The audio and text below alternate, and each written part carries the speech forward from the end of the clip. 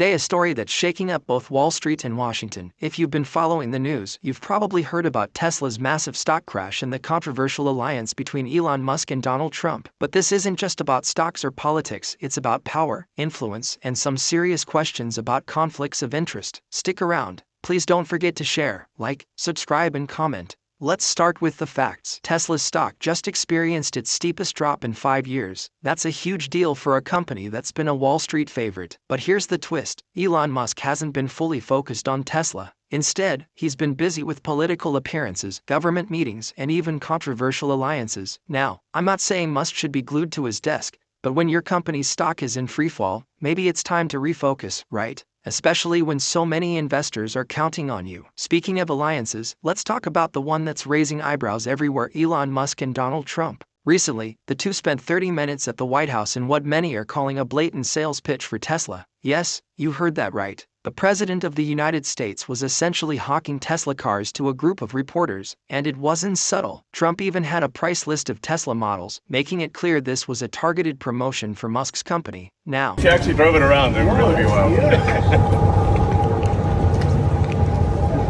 Wow. That's beautiful. This is a different panel than I've had. Everything's computer.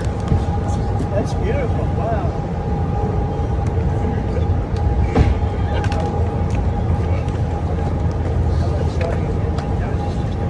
When did you buy? Which car are you going to buy? The one I like is that one. And how does this work? And I want that same color. Are you going to put down a credit card? Elon, would you take a personal check from the president? I do it the old I give checks. Sure. I like checks. I think his credit's good. Do you still have access? I like a check better than this modern system of all of a sudden there's money in your account, nobody knows. I like signing a check. Here's where it gets controversial. Musk has spent over $250 million on Trump-related campaign efforts, and he's reportedly floating another $100 million.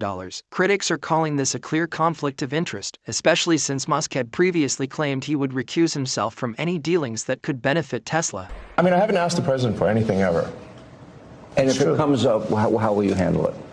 Well, he won't be involved. Yeah, I'll recuse myself if it is. If there's a conflict, he won't be involved. Yeah, I mean, I wouldn't want that, and he won't want it. But guess what? He didn't, and that's a problem. Now, let's talk about the irony here. For decades, Republicans have championed free markets, arguing that the government shouldn't pick winners and losers. Remember Solyndra, that solar company that went bankrupt after receiving a $500 million loan guarantee? Republicans were up in arms, calling it a scandal. We all know about the $500 million loan to the now bankrupt Solyndra. This Solyndra scandal. The administration was willing to take extraordinary measures to keep Solyndra afloat. Let's take Solyndra, for example. Right. There, the federal government picked a winner, and it turned out to be a loser. But fast forward to today, and they're cheering as Trump openly promotes Tesla on the White House lawn. It's a stark double standard, and it's hard to ignore. The question is, why does Tesla need government help to sell its cars? If they're as great as Musk claims, shouldn't the market speak for itself? Or should the government be involved in promoting private companies like Tesla? Or is this a conflict of interest? Let me know in the comments. And then there's this. Trump recently suggested that protesters outside Tesla factories could be considered domestic terrorists. The president talks about some of the violence that's been going on around the country at dealerships. Some say they should be labeled domestic terrorists. I will do that. I'll do it. I'm going to stop them. We catch anybody doing it because they're harming a great American company. Let me tell you, you do it to Tesla and you do it to any company, we're going to catch you and you're going to go through hell.